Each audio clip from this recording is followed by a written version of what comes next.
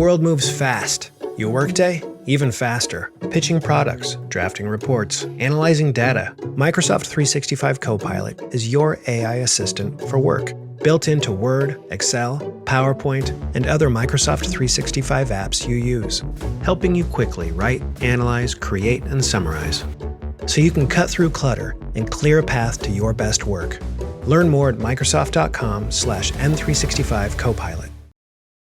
This episode is brought to you by Workday. Workday is the next-gen ERP powered by AI that actually knows your business. It helps you handle the have-to-dos so you can focus on the can't-wait-to-dos. It's a new Workday. Raise the rudders! Raise the sails! Raise the sails! Captain, an unidentified ship is approaching. Over. Roger. Wait, is that an enterprise sales solution? Reach sales professionals, not professional sailors. With LinkedIn ads, you can target the right people by industry, job title, and more. Start converting your B2B audience today. Spend $250 on your first campaign and get a free $250 credit for the next one. Get started today at linkedin.com/campaign. Terms and conditions apply.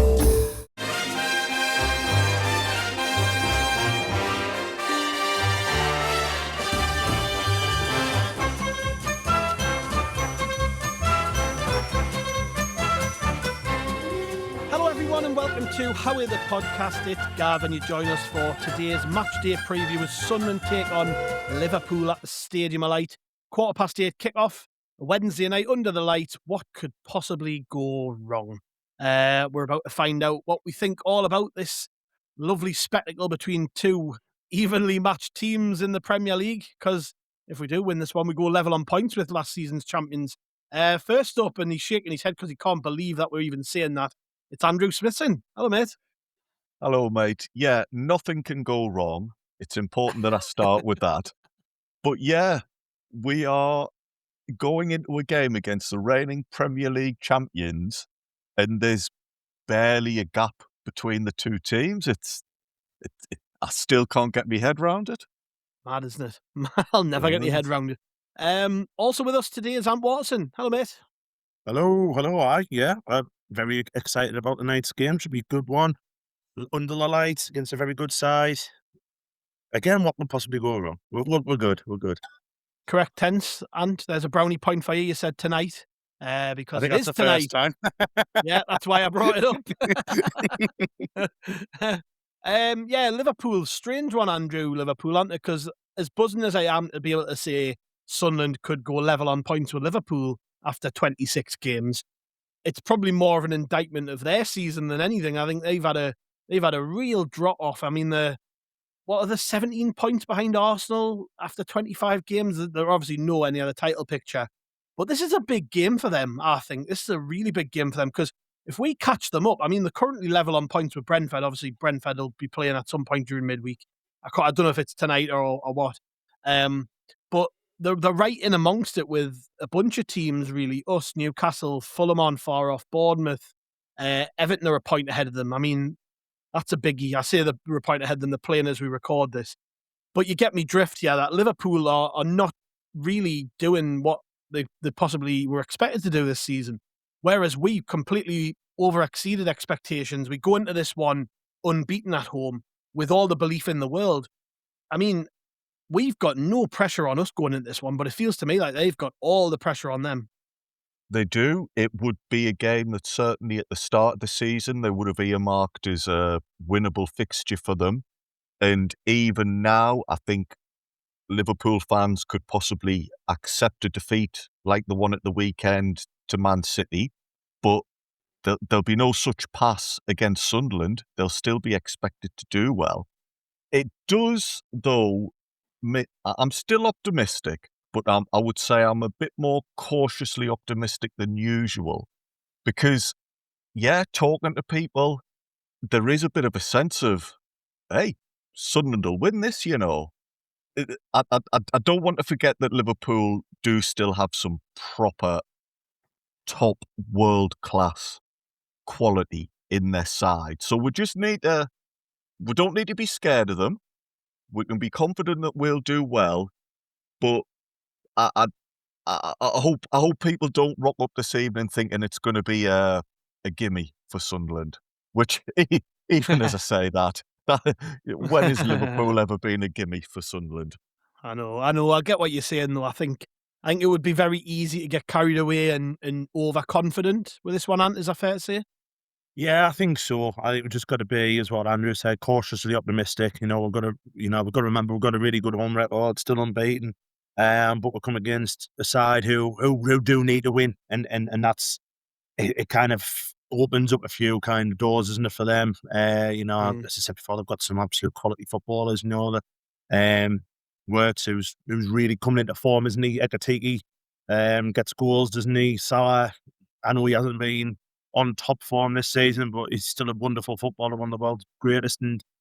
But they haven't got a right back, so and obviously I would say their best player this season, Szoboszlai, is not going to be playing, so he's out the game tomorrow with the suspension tonight. Sorry, the suspension. I told you it wouldn't last. You've done it He's out the already. game tonight with the suspension, so we could go at them. I fancy the reason why I'm a little bit optimistic. Just looking at Broby's performance on Saturday.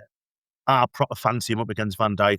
I really do. I think it'll be like a proper one of them, wars between defender and striker, and I think he'll come off the best. And I think their defence is quite leaky, so I think we can get at them. I think it's going to be a really good game. Well, they've only won 4 away games, and they've all been against crap teams. They've beat Spurs, West Ham, Burnley, and Newcastle. So let's get a little jibe in there. But it is interesting, though, that they've only won those 4 games. I think it kind of tells the tale of their season so far. I mean, that isn't good enough for Liverpool, Andrew, is it? You can understand why their fans are feeling a bit pissed off and frustrated this season. They've just not. They've not.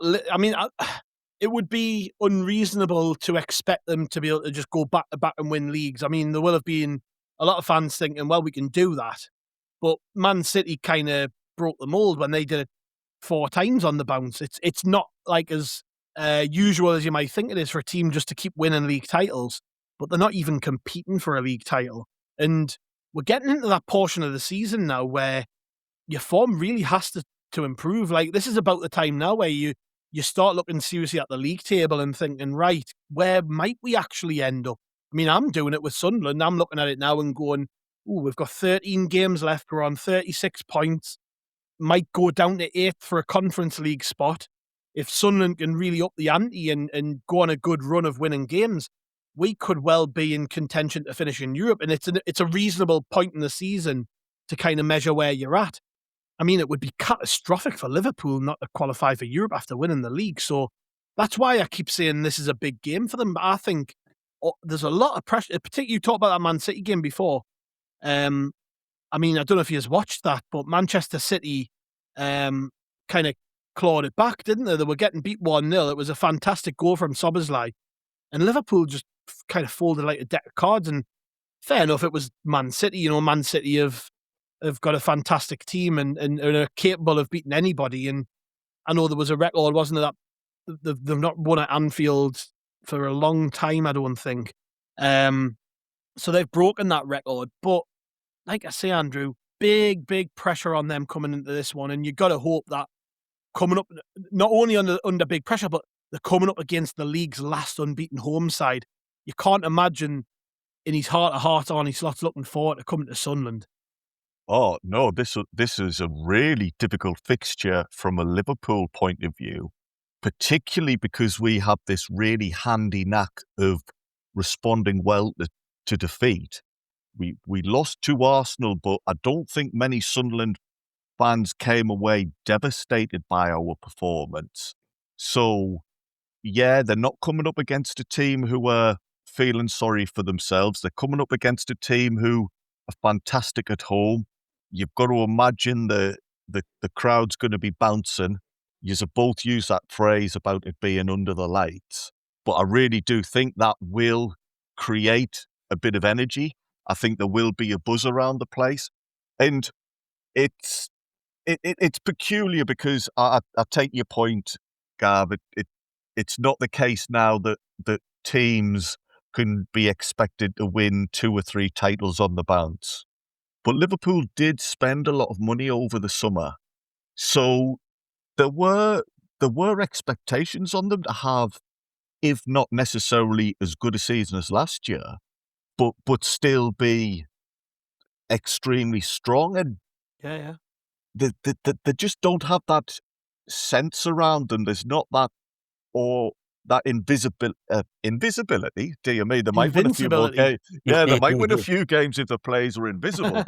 But yeah, they don't have that invincibility around them.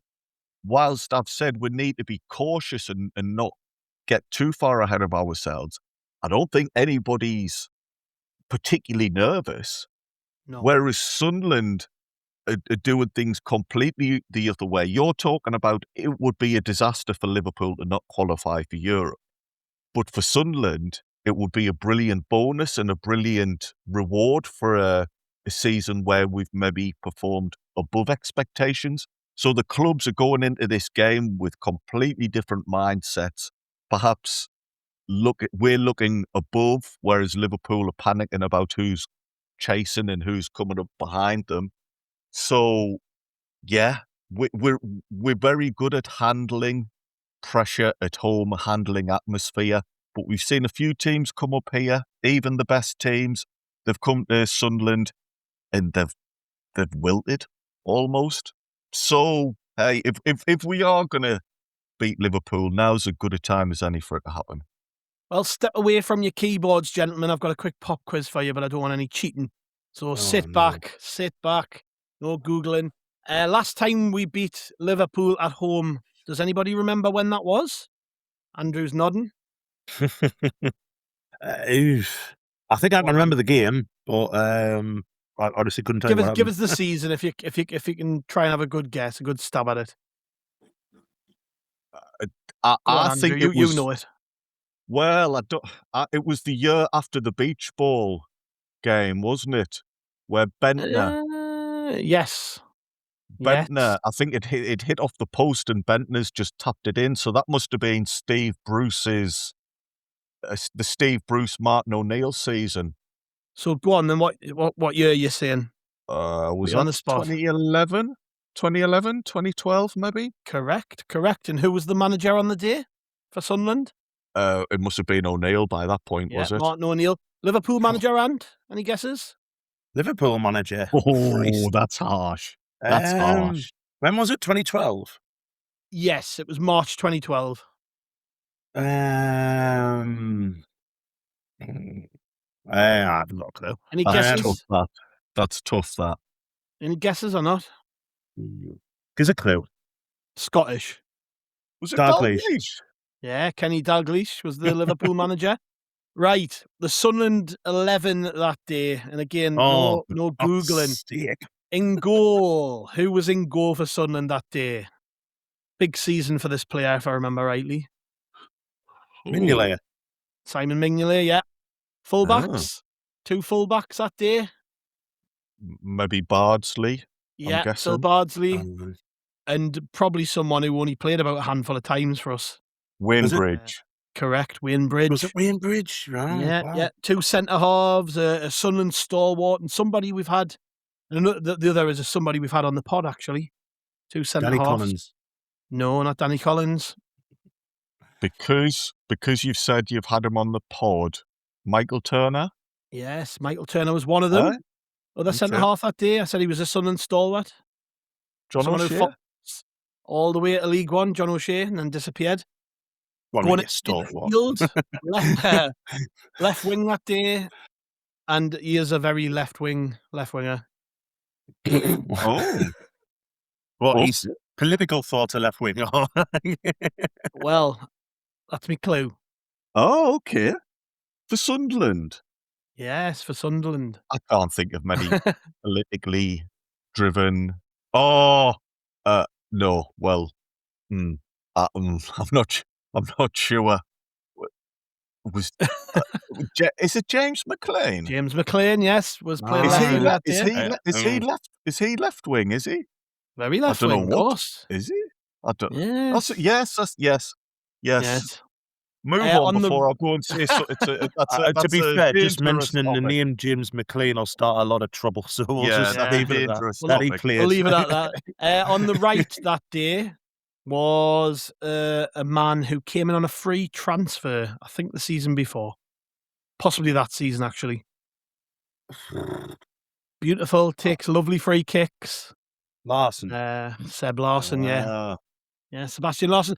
And in the middle of the park for Sunderland that day was a man who came in from Birmingham City as well, along with Larson. Craig Gardner. Craig Gardner. And alongside him, an academy product. Okay. Somebody who... Henderson. Henderson. No, not Jordan Henderson. No. He was on the opposite side. Yes, Jack Colbert. Henderson was in the Liverpool team that day. Was he in the Liverpool team? I would have listened, yeah. And the Sunderland strikers that day, you've already mentioned one of them as the goal scorer, Andrew. Right. Bentner and England international... Danny Welbeck. No, not Danny Welbeck. That's a season too late, I think. Fraser Campbell? Fraser Campbell, correct. Sure. There's your 11. So it's Mignolet in goal, Bardsley right back, Bridge left back, John O'Shea and Michael Turner centre half. The two centre mids were Craig Gardner and Jack Colback. On the right, we had Seb Larson. On the left, we had James McLean, and the strikers were Bentner and Campbell. Bench that day, Craig Gordon, Mac Skilgallen, Sotirios Kyrgiakos, David Myler, David Vaughan, Ahmed El Mohammadi, and Connor Wickham. So there's your Sunderland squad that day. Not the most thrilling of Sunderland teams, but it is the last one to beat Liverpool at the Stadium of Light. So, and just for sort of parity, I guess the Liverpool team that day: Pepe Reina, Martin Kelly, Jose Enrique, Charlie Adam, Martin Skirtle, another ex-Sunderland player playing in defence. Anyone want to guess? Oh, I think he signed for us a year or two after this. Desainer? No, centre half. Oh. People playing along at home will be screaming this name. I think it's fairly obvious. I'm useless at remembering anything. So, like, you could ask me what the team was on Saturday gone. I still can't remember half of it. I think he was a young lad at the time. I think we might have loaned him from them, but I can't remember. South American. There's your big clue. Oh, Coates, yes. Jordan Henderson, who I've already mentioned, started and came off in that game. Jay Spearin, he was useless. Luis Suarez, Dirk Cout, and Craig Bellamy. Also on the bench that day, Andy Carroll, Stuart Downing, Maxi Rodriguez, Stephen Gerrard was on the bench. John Flanagan, Jamie Carragher, and Alexander Doney. So there you go. That's your last Sunderland team to beat Liverpool at the Stadium of Light, and I enjoyed putting you on the spot there because you weren't ready for it. If I'd told you ahead of time we were going to do this, you would have had all your notes in front of you and you would have been cheating. And yeah, so well done anyone playing along if you managed to guess that without any of my clues. But yeah, last time we beat them at the Stadium of Light, is this going to be the most recent time we beat them? We'll find out, I guess, after the break when we chat a little bit more about what Regis Bris is going to do. We'll see you in a minute.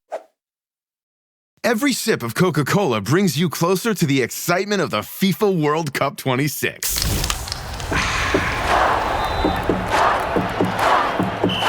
Because nothing compares to the joy.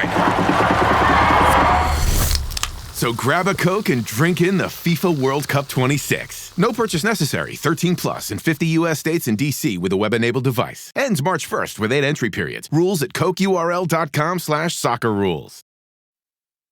Welcome back to Howie the Podcast. And just before the break there, I mentioned that we were going to chat a little bit about what we think Regis Bris will do for this game. And he didn't change his starting 11 last time out, which I don't think really shocked anybody because the team had done so well at Burnley. We went to Arsenal. When I was on the preview the week before, I'm thinking, well, I think he'll bring in maybe Hertrauder, but he didn't. He kept the same team, kept pretty much the same shape as well.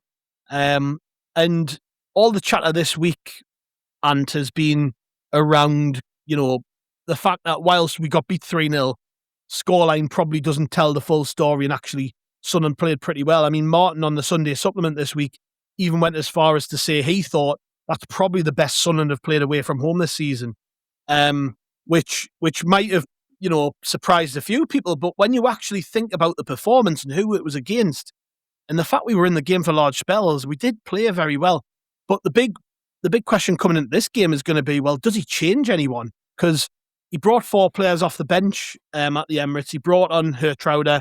He gave Nilson Angulo his debut on the right-hand side for the final 10 minutes. Romain Mundo came on early doors for Shems and Talbi, and Isidore came on for Brian Broby. Obviously, Siddiqui came off with what looked like a bit of an injury, but we think he's going to be fine. The manager talked in his press conference ahead of the game and said that Granit Xhaka and Bertrand Traore are probably about 3 weeks away still, which is a little disappointing, but I think we've just got to learn to live without them, particularly Xhaka. And Jocelyn Tabi is not too far away either. So he's got options. And would you change anything? Would you be keen to change anything based on the fact we played pretty well and we battered Burnley last time out at the Stadium of Light with that team? Yeah, I think if there's any changes, there'll be one, and that'll probably be Angulo coming in, either on the right or on the left. I would assume more on the left, and he brings Talbi out. That's the only change I can think of making. Obviously, Noah Siddiqui is apparently fine, so there's no point in changing that midfield. I think the way Trey Hume plays on the right allows Mukiele to bomb forward, which I quite like. So I don't think that'll change. I think if he's going to make a change and bring Angulo in, which I actually think he probably will, I think it'll be for Talbi. And then you get like a young lad proper running it, whoever their right back's going to be. It'll cut in and have a shot this, that, and the other. Obviously, Talbi can't do that because he can. But it'll be a really good debut for the lad to come on against, Liverpool, who haven't got a right back. I think that's the only change I think you'll make. I can't say there being many, if any. You know what I mean? As you said, that team were excellent. I agree with Martin. It was certainly one of our best away performances of the season. Probably Liverpool away. Was probably maybe just a bit better because the fact that they probably dominated the majority of the game. We come away with a point, but they were excellent against Arsenal, and that side probably deserves another run out.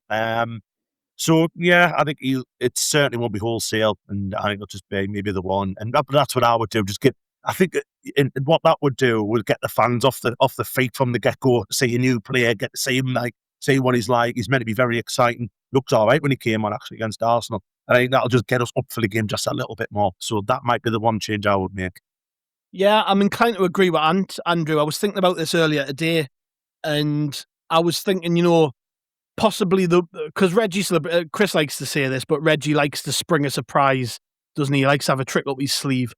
But he does, and whilst, the last two teams have been the same, I can't help but think that the Szoboszlai red card against Manchester City would probably have made his mind up because, when you think about it, they're going to have to chuck probably Curtis Jones in or Endo, who are both the midfielders, they're not right backs. They're going to have to go into a position that they don't play, and they haven't been getting many minutes anyways, away from home. And from Regis Labris's perspective, you have this player at your disposal who we don't even know anything about him. Liverpool will not know anything about this guy. They don't know what to expect from him. He came on the right against Arsenal, so the limited video they're going to have of him is going to be on the other side of the pitch. If he starts on the left, which I actually think he will, I think he'll start this game at home, a raucous crowd, as we've said, to give him his home debut against a Liverpool player who doesn't really want to be playing right back. I think it's the right time to unleash him. I do. I think I like Talbi, and I think Talbi has a role to play in this game, and it'll probably be from the bench. But I just quite like the idea of Angulo coming in on the left and just being a surprise package and being somebody that they haven't really prepared for, and giving us that bit of edge that you don't normally get in big games. Like, how often do you get to just chuck in an £18 million winger for a game? It's a nice luxury that I think we'd maybe be a little bit silly to not take. Well, it certainly sounds as if it's set up for him. The lad would be making his home debut. He's only just got here. So if he comes in and has a stormer, everybody will be chuffed to bits for him. Everyone's going to be fully behind him. Whoever goes in at fullback for Liverpool is going to be uncomfortable there or unnatural. And hopefully that'll impact the whole balance of their side. It might seem like a little thing, but we've seen it ourselves.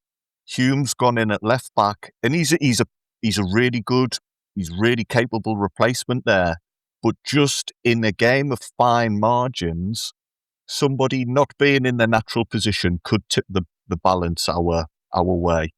Before this business with suspensions and shortages at right back for Liverpool, I would have been keen to bring in Truder just for a bit of physical presence, but I would park that idea now. I think we can and we should see this differently to when Man City came here and when Arsenal came here.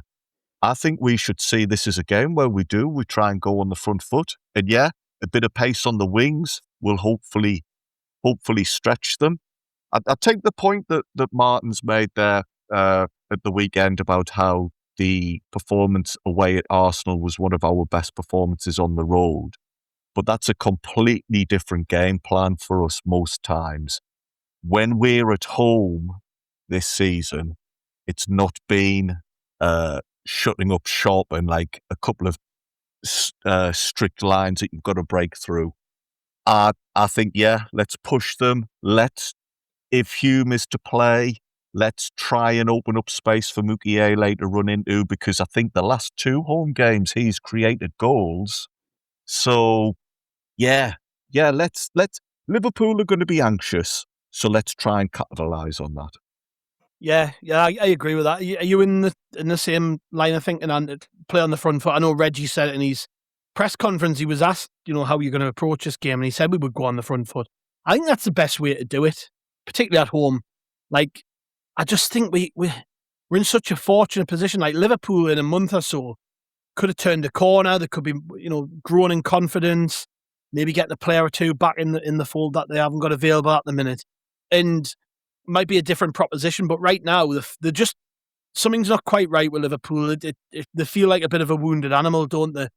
And I think you've just got to take your opportunity. And look, if we get beat, then at least get beat trying to get at them and trying to hurt them and trying to impose yourself on them. And I say they're a bit of a wounded animal at the minute, by the way. Prior to losing to Man City, they'd put 4 past the Mags, 6 past Karabag. So they have been finding the back of the net, but I just think we're a very different game to what they've faced recently, and particularly away from home. Away from home recently, they've played Bournemouth, and I don't know if you remember that game, but they tossed that one away, like right in the last minute of injury time when Adley scored the winner for Bournemouth, and then drew away at Arsenal, which I guess on paper you could say was a respectable point, but 2 each away at Fulham when, again, they scored a goal in injury time and then conceded an absolute screamer from Harrison Reed. So they're susceptible particularly to late goals, which is obviously a bit of a forte for us, or has been at points in the season.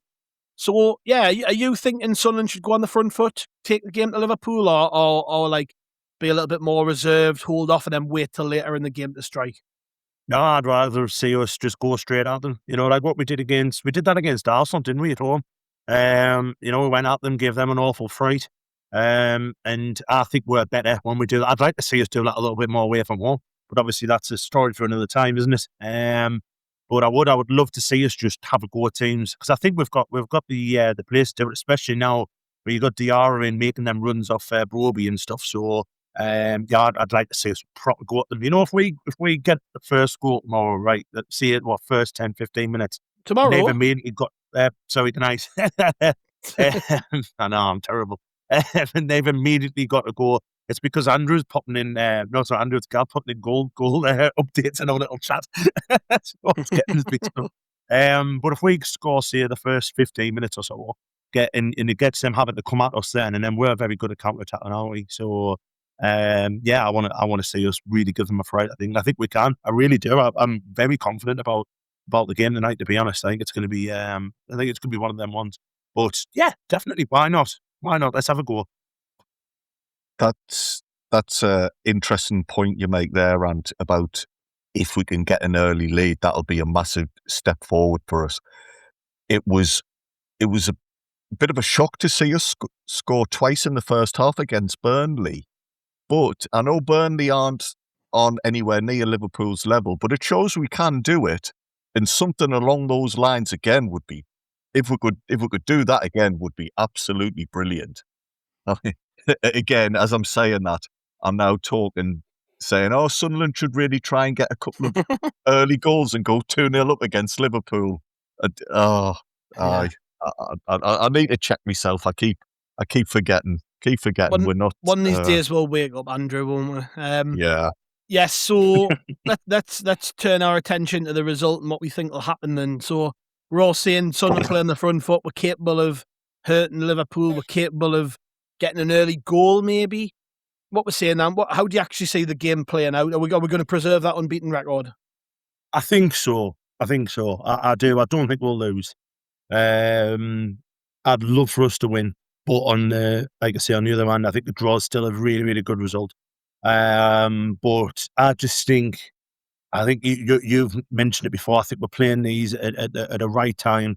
They're going to be hurting off their game against Manchester City when they looked quite comfortable, didn't they? Once Szoboszlai had scored and then just conceded a daft penalty and can't remember who scored the first goal for City, but and then obviously at the end there was all that palaver going on, wasn't it, with the whether it was a goal or not, and then obviously Szoboszlai got sent off, and I think he's a massive miss for them, Gav. I really do. As I said before, I think he's been their most consistent player all season. I think he's a very, very good footballer, and he's been playing well at right back as well, out of position. And the fact that they haven't got anyone to come in there, it's going to be someone well out of position. I think Van Dijk playing 3 games in a week, I'm not sure anymore on his legs. I think Broby will have a really good time against him. Yeah, that's a good point, by the way, as you bring it up.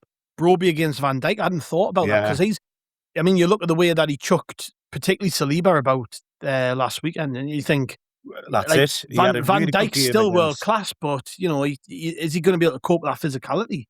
Well, you look at it as well. He's had a game against Haaland as well on Sunday, where obviously Haaland puts himself about, not as much as what Broby does, but that's still a difficult game for him, and he's coming up against again like a lad who's not going to give him a minute's peace, is he? You know what I mean? He's going to be all over him from the first minute.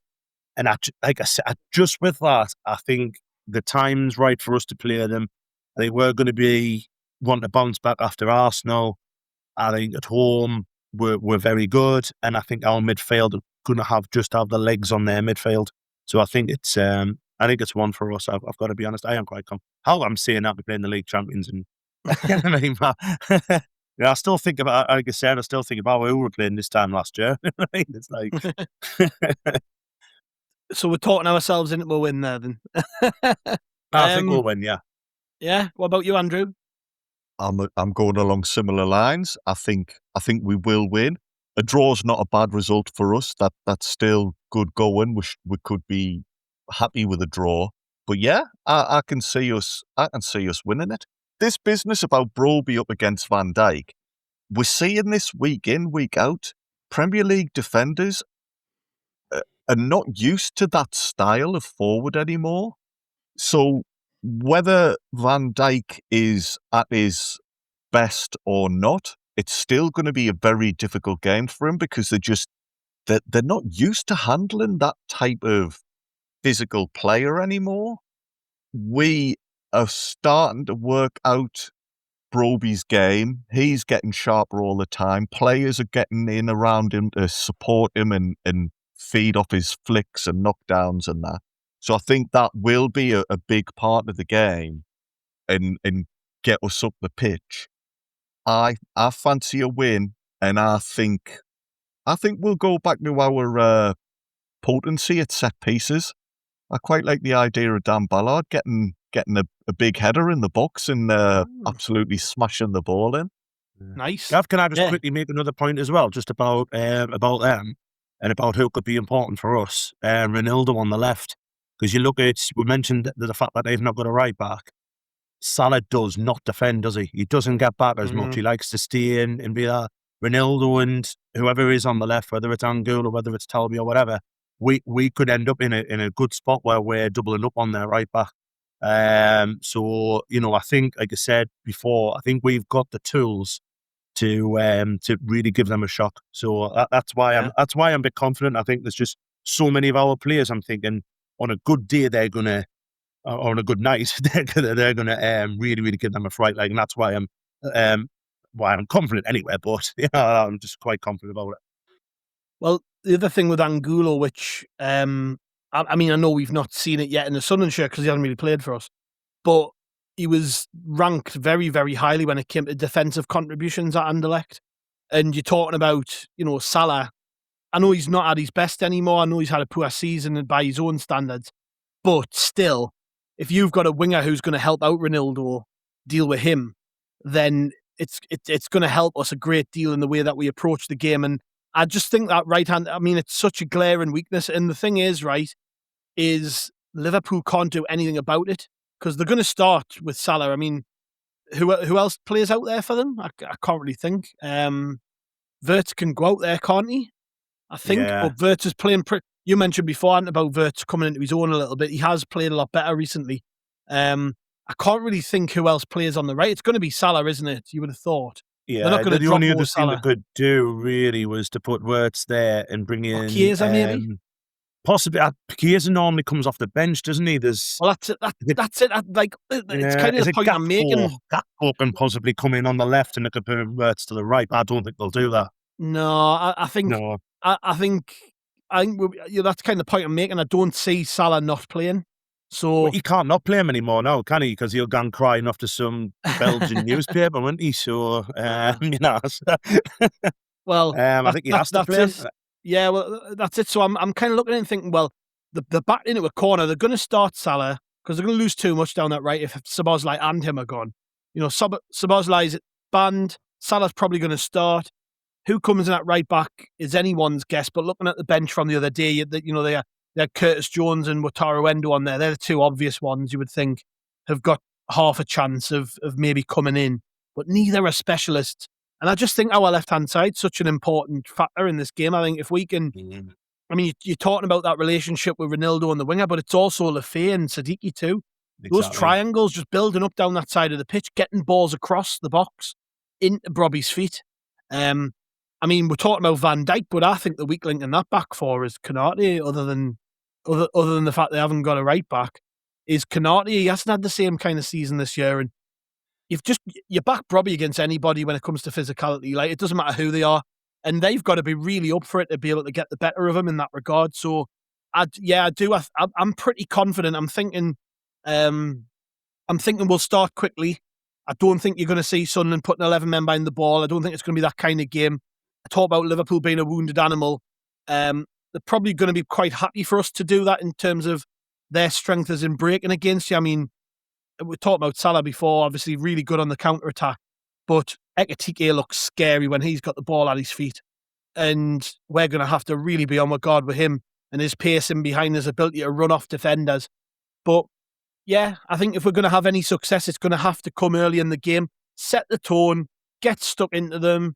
I mean, I wrote about this on the site this week. I think we need to see the return of the players from minute 1 through to minute 90. When they win a big tackle or they put the ball out for a throw and involve the crowd, get your arms in the air. Let's make this a really horrible night. That's what we have to do. And if it's not good enough and we get beat or we draw the game, it is what it is. But we've got to take this opportunity, I think. And it would be a real statement.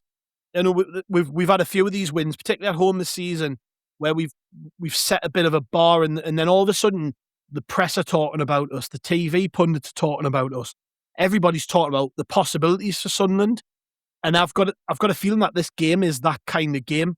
If we can beat Liverpool and go level on points, all of a sudden we're looking at the rest of the season and going, how high do you finish? Because this is a bit of a tough run, you know, that we've kind of had to come up against. I mean, Arsenal away is the hardest game of the season. Burnley was a potential banana skin. You've got Liverpool, then you've got the cup game with Oxford, but then after that, Fulham, Bournemouth, Leeds, Brighton, the Mags, Tottenham. I mean, in that run, you would expect us to pick points up if we've got momentum. So I do think this is a big game. I'm genuinely thinking that we will win. I've got 1-0 in my head for some reason. I just don't feel like Liverpool are going to come to us and be as up for it as they probably should be.